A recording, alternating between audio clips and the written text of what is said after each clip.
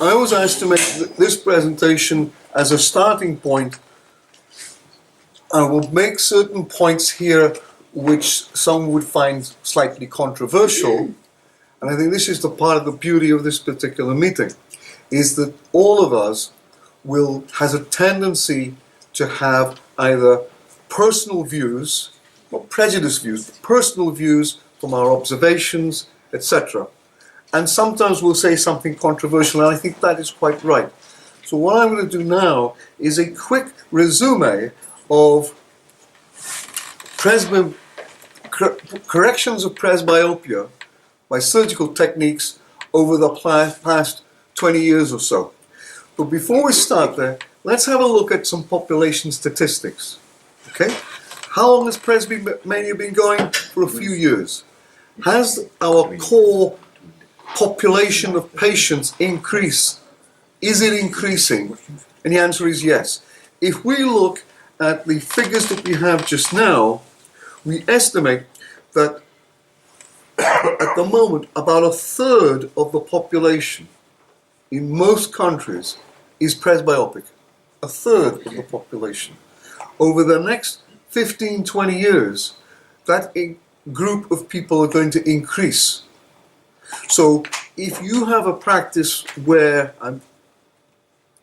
half of your patients are presbyopic, right? That core percentage is going to increase quite substantially over the next 15-20 years. So by 2030, we estimate that about the increase in presbyopia is going to be around about 8%. Now that isn't a long time, but it's on the rise. If we put some real numbers in this, in the USA alone, we estimate that there will be an extra 2.2 million people joining the presbyopic community per year. Now that sounds like a large number. If we increase it, extend it over the next 15-20 years, the population of the US is going to increase, so is the world. So what does this all mean? We're in the business where the patient core is not going to reduce, it's going to increase substantially. So the demands on you are going to be on the rise. Now, getting back to the core about this rear view mirror on presbyopic corrections. From my memory, the earliest, and maybe I'm wrong, the first person that I ever met who advocated correcting presbyopia using an excimer laser on the cornea was Till Anschutz, as I've got mentioned on this slide here. Till, I met him several years ago. He's still in practice, I believe, in Germany. What he was doing was actually etching bifocal segments onto the cornea by PRK. He was actually taking the equivalent of bifocal spectacle lenses, mimifying them and putting them on the cornea. Very cool idea. That was back in 1992. For enemy. Sorry? For enemy. Yes. He was using a PRK technique. When I was working with Jorge Alio in Alicante, that's where we actually performed LASIK for presbyopia correction, but this time instead of using bifocal segments, we produced a multifocal cornea, the equivalent of multifocal contact lenses. But this was etched on the cornea by LASIK, and the first procedure we did was back in 2002. So that's more than a decade ago. When it comes to other techniques other than the cornea for correcting presbyopia, we can look at the intraocular lens. Go back, as I said, it's a rear view mirror. Let's go back a few years ago. More than 35 years ago, it was noticed that just patients that had routine treatment for cataract using a standard biconvex IOL and most of you are nodding your heads. You remember the biconvex IOLs, the original Perspex ones. We talked about this a couple of days ago in our visits. The original biconvex intraocular lenses. What cataract surgeons and optometrists noticed with these patients is that when it came to reading, they required a much smaller near ad compared to before these patients had surgery. And so some guys asked, why is it that these patients, most of that time the patients were in their 70s, why do these patients need a lower near addition compared with patients, same age group, who have not had cataract surgery? And the reason is that the spherical IOL increased the depth of field of the eye, so the range of relatively clear vision at near was greater than before they had the cataract surgery. So they actually call this pseudo-accommodation. Okay? The funny thing is, in children, in pediatric cases, where they have no accommodation at all after they had cataract surgery, there was a publication over 10 years ago, no, more like 15 years ago, where they found that these children, they had a pseudo-accommodation of about 4.5 diopters. Why? Because the IOL had a certain depth of field which improved things for them. Why? Because they actually induced more spherical aberration into these kids' eyes. But the funny thing is, as this graph shows, in children, you can have about 4.5 diopters of accommodation if you do cataract surgery. But we have to remember, these kids do not have normal eyes. They were born with a cataract, okay? When it comes to adults, this is a publication we had not that long ago with my colleagues in Croatia. When it comes to adults, they have about 1.5 diopters of pseudo-accommodation when they have just a straightforward monofocal IOL. Why is this important? Well, the reason why it's important is you can exploit this. And that's what all the IOL companies, including our sponsors, Hanita and various others, have been doing. They've been exploiting the ability of the eye to increase its depth of field. And what this particular slide shows is that in patients with just ordinary spherical IOLs, the depth of field is about 1.5 diopters. In a trifocal IOL, this is actually a Zeiss trifocal, at near, the depth of field can be up to 3.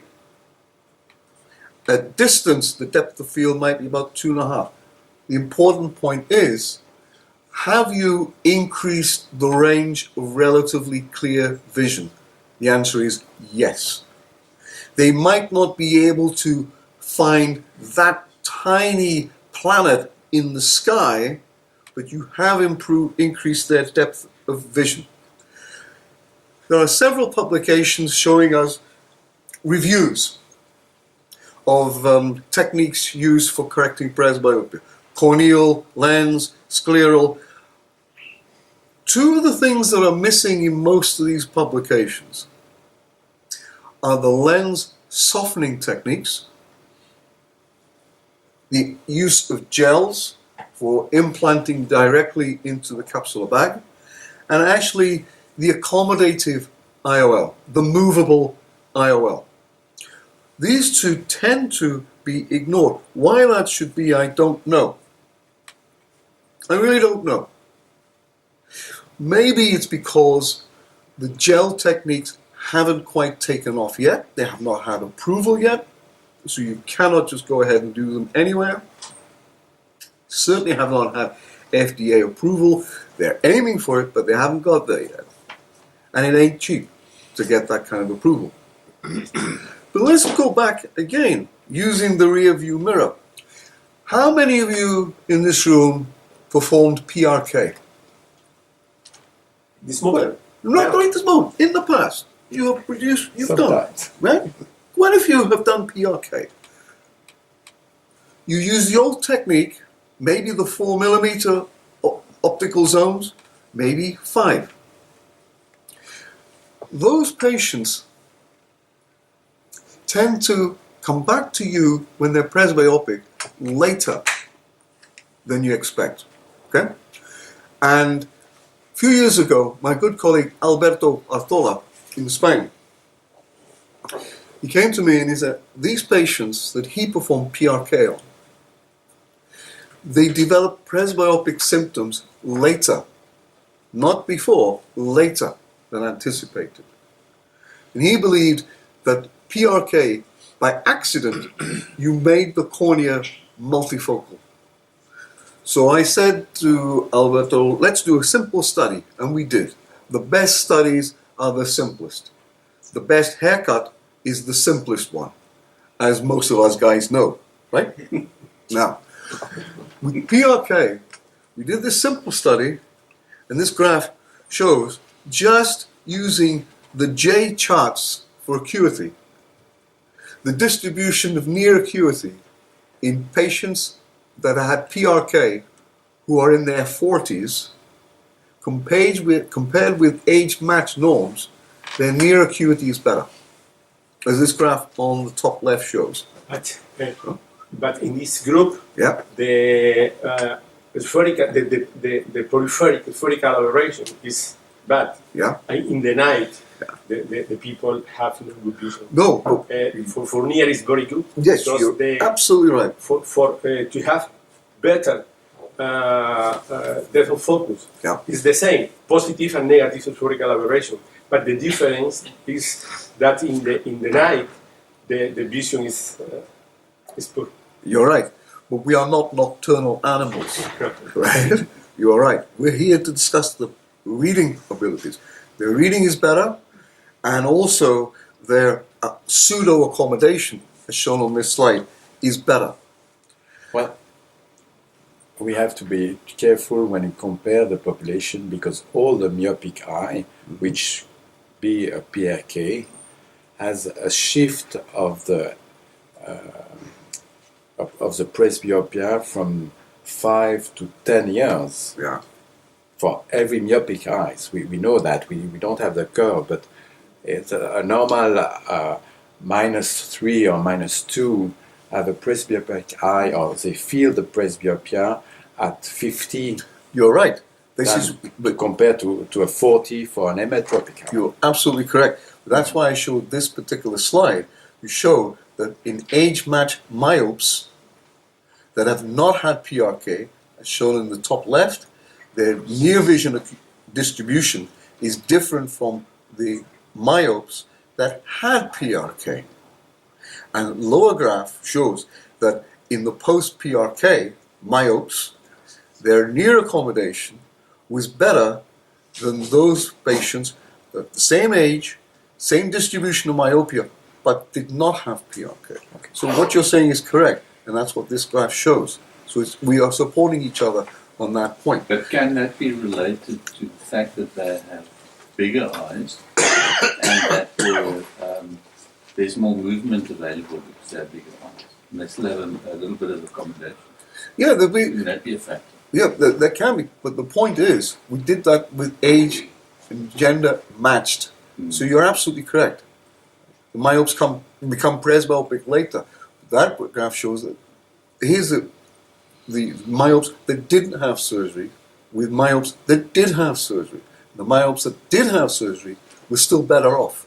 Yeah, but their muscle is exercised because it's bigger eye.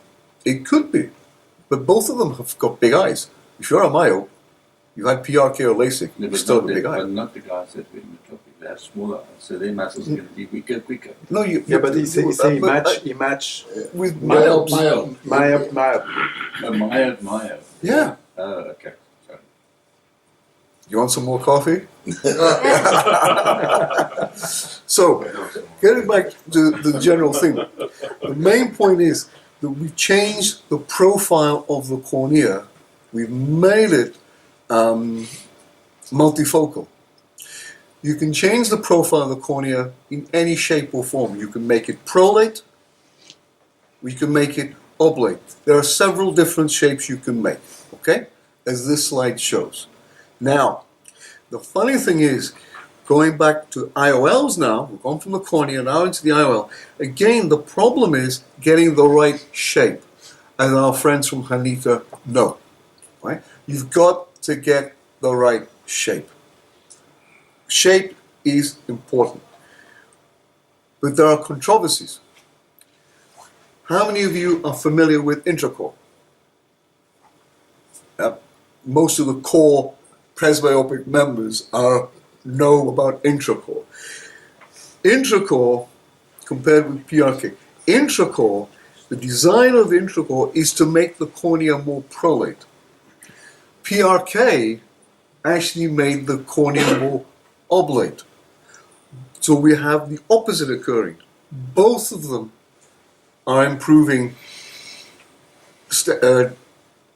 the depth of field and therefore near acuity, but by different means.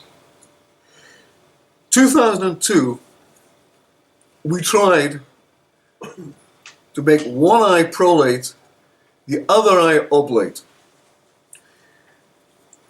It wasn't very successful. Patients were not that happy, but you know what? Their acuities were pretty good. The acuities, distance and near vision, compared with normals who had no surgery, was not bad. What we started to do was compare distance and near acuities. Again, my rear view mirror. We tried to show on simple graphs distance and near acuity as measured in your practice in simple terms on one graph. Why am I showing you this? Because there are lots of ways of looking at quality of vision. There are lots of ways of looking at the optical quality of the eye. There are lots of ways of checking contrast sensitivity, lots of ways of measuring accommodation. But when it comes down to it, you see graphs here, there, and everywhere showing scatter. Higher order aberrations have been reduced. Spherical aberrations have been increased. The overall contrast sensitivity function has improved. All of these tests depend, the results depend on the test you use. So as we were talking the other day, you can develop a contrast sensitivity test that will prove that if I tickle my nose, the vision in my left eye will reduce. Now that sounds ridiculous. If I tickle my nose, the vision in my left eye will reduce. It's going to take you long to devise that test. Yes, but you can do it. Right? Why should, first thing you ask is a hypothesis. Why should tickling my nose change the vision in my left eye? Why? Anybody would like to take a guess? Irritation, pupillary movement. Now that's a good idea. He's got a good point. He's got a very good point. Any other suggestions why tickling my nose will change the vision in my left eye? It's very simple. If I tickle my nose, I will sneeze. I will squeeze, depending on how strongly I will sneeze. Okay? And my eyes will also water. Okay? That is the reason why the vision will change. It's the tear film that's altered. And the squeezing, which has adjusted my corneal structure in terms of shape by a small amount. But if I devise the right kind of contrast sensitivity test, I can prove my point. So I can produce that, and it will be a graph. It can be published. But it's of no value to you or anybody else in this room. We need data that's of value, okay? That shows what's right and what's wrong, what's good, what's bad. What we try to do in the graphs like this is to just compare distance acuity with near acuity. In this graph, for example, with the ACRISmart IOL, which most of you will be familiar with, the green dots are post-op, and you can see that near acuity has improved, distance acuity has improved compared with pre-op data. The same with ACRISoft as a control, not as an ideal control, but pre-op, the distance vision and near are different. Pseudo-accommodative IOLs, the movable ones, again, pre-op, distance vision is poorer compared with post-op, the same with near. What I always like is this graph on the right-hand side, this Presby LASIK graph. Here is our core of data, pre-op. Distance and near acuities are in the bottom left-hand corner. Post-op, they move towards the top right-hand corner. That demonstrates to me very clearly the technique works. Might not be perfect, but it demonstrates not just to me, but to patients that the technique works. So the point is, you want to show data to patients. This is where you will be before you start the surgery. This is where I want you to be after surgery. That's the point we need to make. We want to kiss the sphinx at the top. Patients today do not talk about acuity. They talk about their vision. And what is important is two things. Their vision at near, diner's vision, their vision at distance, driver's vision. We don't want them to end up like the top left. We want them to see the sign when they open their cracker. We see that you don't work anymore. You just dine and drive. If I was not working and I could, I would not drive. Right. Again, last point on the rear view mirror. Infection is always a problem. Complications is always a problem. We keep them low. If we're correcting presbyopia using the IOL or the cornea, which is going to give us the least amount of hassle? Well, the IOL, the complication rates and the infection rates are higher. So the cornea is the way to go. Makes perfect sense. What about the cost? Well, we all know in practice, the IOL is going to cost more than a corneal procedure. So the best way forward would be stick with your corneal procedures. If you want to use your IOLs, then make sure you have an IOL that improves the depth of field better than its competitors. That's the way to go. We, as a group, wanting to correct presbyopia without using glasses, were regarded as bad guys. But remember, there's always good that comes out of evil. Thank you very much for your attention.